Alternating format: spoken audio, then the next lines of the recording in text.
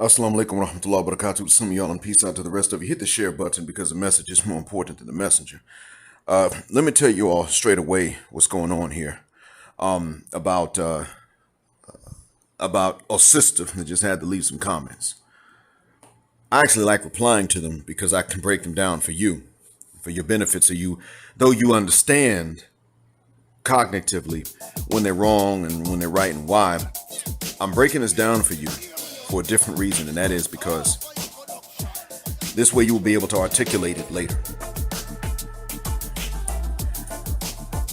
When a sister can't really explain something very well, but she has a view and an opinion, she's still going to talk, she just may talk nonsense.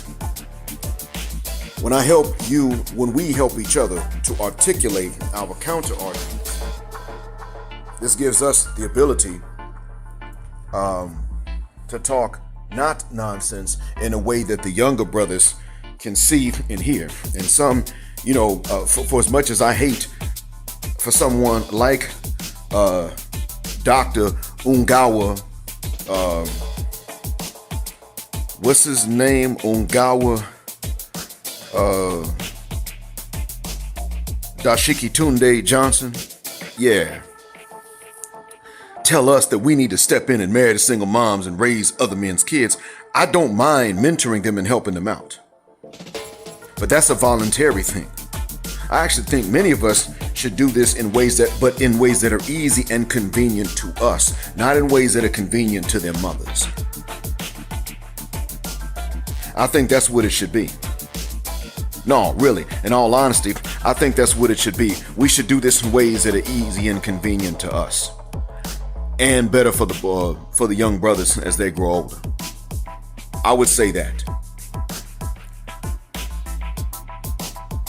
Sister Poole decided to do two things that explain the dysfunction of the Western hyena. Now, I find Western women to be dysfunctional in general. I'm going to talk about two forms of dysfunction specific to Western black women. Number one, she declared and decreed that God's gonna cripple my hands for my words. God does not obey human decrees and declarations. She does not get to declare and decree what God's gonna do. She can reiterate a promise that God made about what he's going to do. You worship another God, he gonna put you in hell if you die on that. Okay, now that makes sense because he said that. He reiterated his promise. You don't get to declare and decree what he gonna do to me because I sat up and told the truth about the inchastity of the same women she wants to defend. Sister Poole, and I say sister sarcastically, if you ain't part of the problem, don't defend the bitches who are.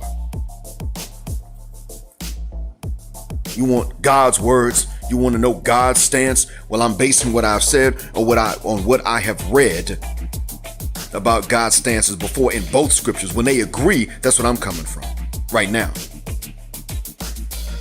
And I'm not even saying that to appease you as a Christian. I can tell by your language that you are. I can tell by your words that you are, or you claim to be. I am saying this because there are parts where both of our faiths agree. And they don't give you or me the right to declare and decree what God's going to do and to whom he's going to do it. He's God. And as inconvenient as it is for you and me at times when God is testing us because he's the Lord and we are his possessions, he is still the Lord. He possesses us. We don't possess him. We don't command him. We don't tell him what to do. We're lucky he allows us to even ask and request. How much lucky are we that he actually encourages us to ask and request? But command? No.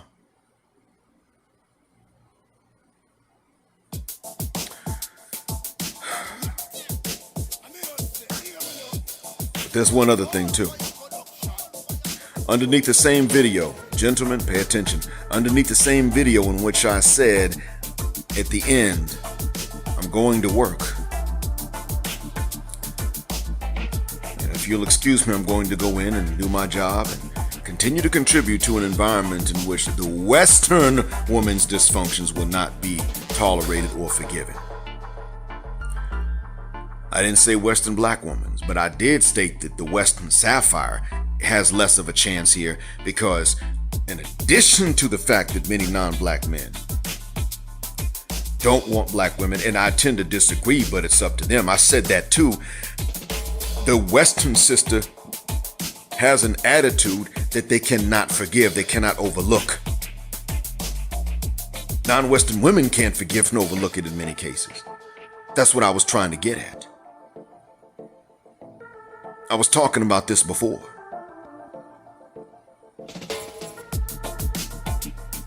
What did these... I was trying to explain this. As a matter of fact, I said it in yesterday's upload. I'm not sure exactly when I'm going to have time to go live because of how busy everyone is getting now. But I stated this. I don't agree with the men with regards to this so-called biological preference, like they're just biologically hardwired to not like black women. I don't believe that. But the attitude of the Western sister is a turnoff. Hell, the attitude of the Western white woman is a turnoff. I got a student whose dad married a Western white woman when he was living in the U.S.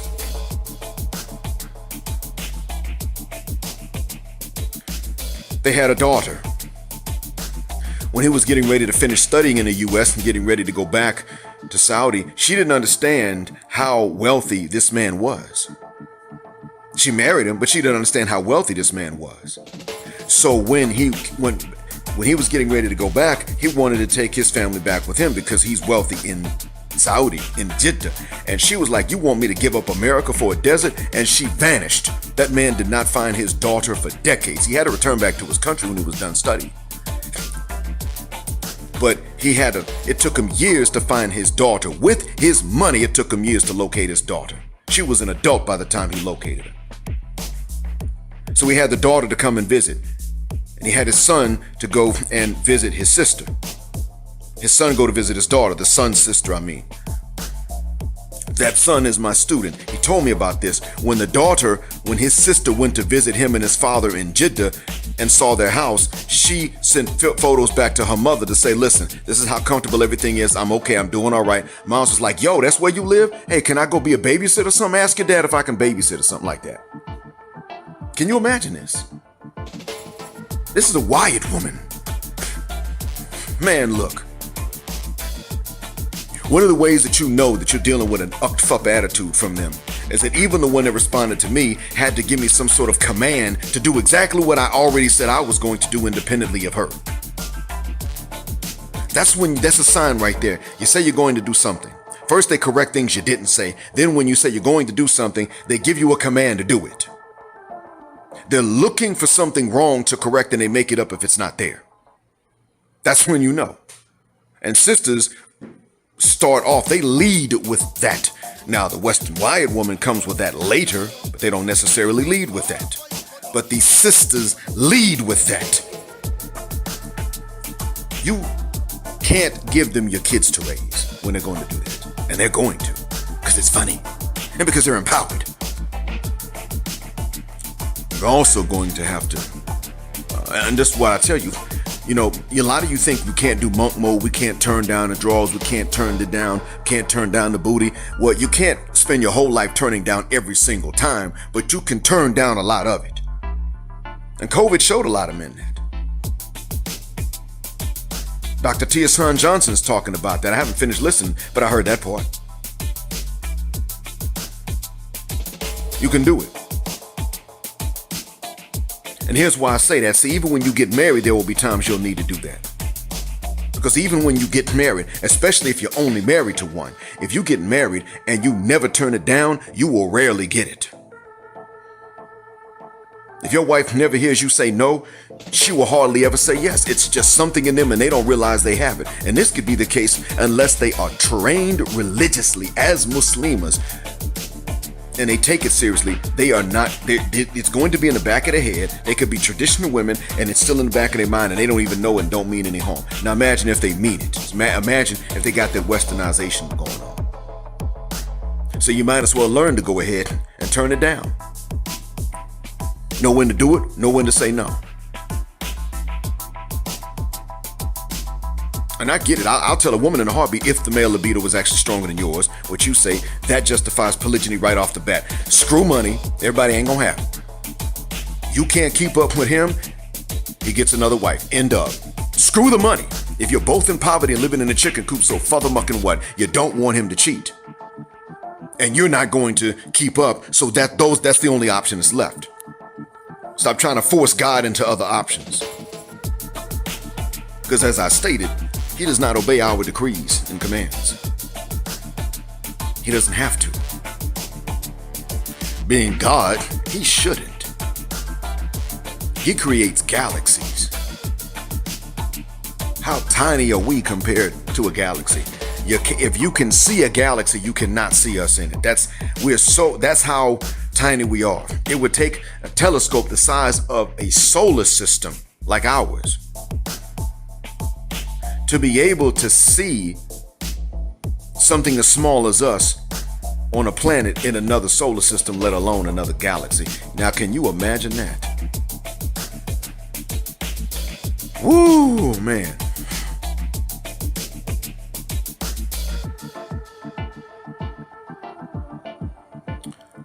So with that being said,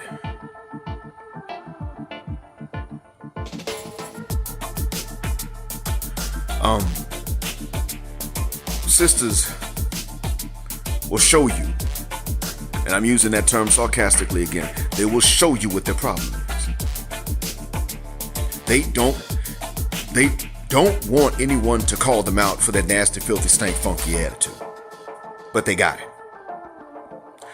And I'm going to tell you straight away, that's one of the reasons why we got some sisters over here teaching English. Some of them tried that mess. Now, my wife's friend, who has some of that attitude, doesn't try to teach that feminism over here.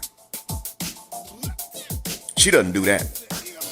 To her, it's a joke. It's hee-hee. It's not something you bring to work with you.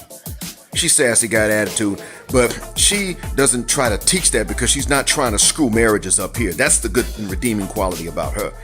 There have been some non-Muslim and some Muslim sisters that are over here teaching English.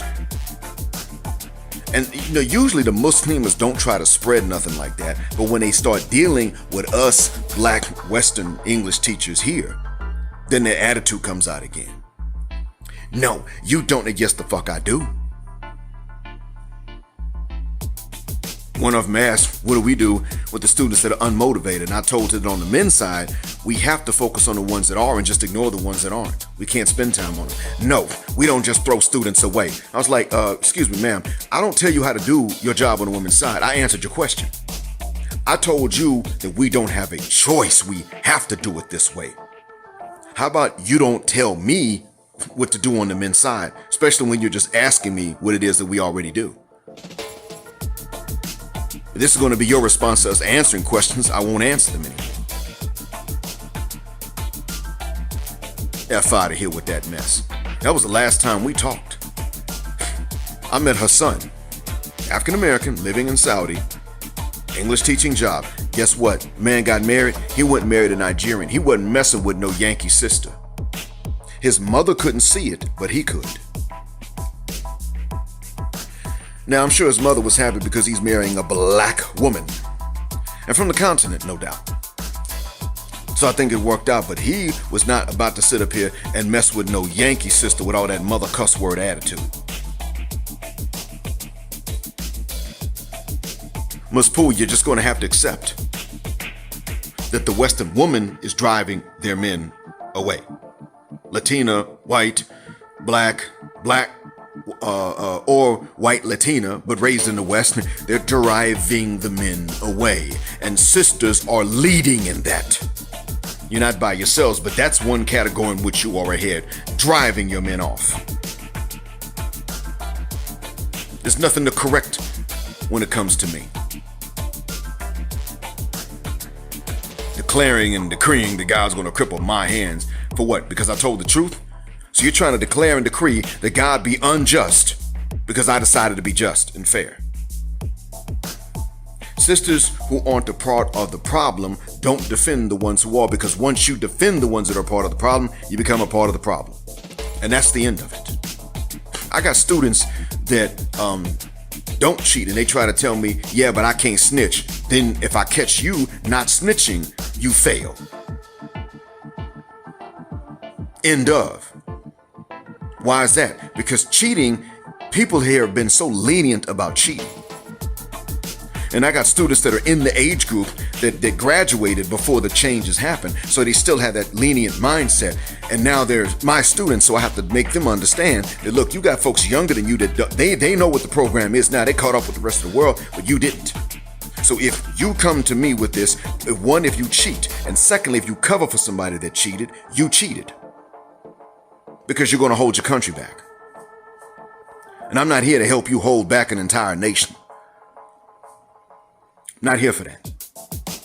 So what you must do is not only never cheat, but you must rat out someone if you know that they're cheating. Now, if you're not sure, that's one thing. I'm not asking you to make a false accusation or to make one where you're not sure. But when you are sure, oh no, these niggas cheated, you rat them out. Because if I find out, if I look on camera and I see that you looked at them, you saw them, you knew they were talking during the test, and you didn't say anything, you get it too.